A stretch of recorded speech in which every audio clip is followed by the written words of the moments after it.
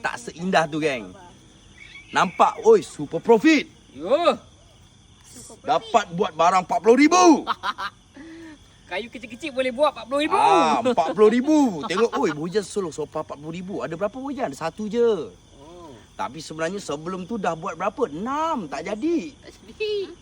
Poket kering. Rugi saja. Tapi sebab nak buat.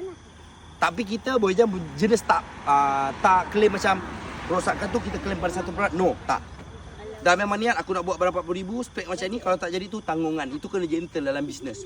Ya betul. Bos Ijan tahu cara untuk untung. Kalau nak untung, Bojan kekalkan cara 2020, geng. Kalau korang, mungkin korang yang dalam media belum kenal Bojan lagi 2020. Tapi 2020 Bojan kaya. Itu je. Yang korang tengok Bojan kaya sekarang, kaya lagi dulu.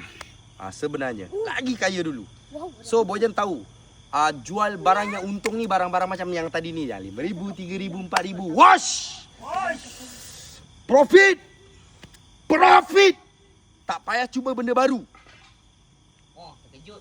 Cara buat benda baru ni full of modai.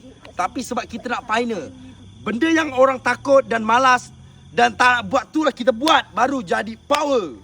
Itu mindsetnya, nothing to lose bagi Bojan. Nothing to lose. Spend terus duit, hantam kasih habis. Yang penting kita tahu.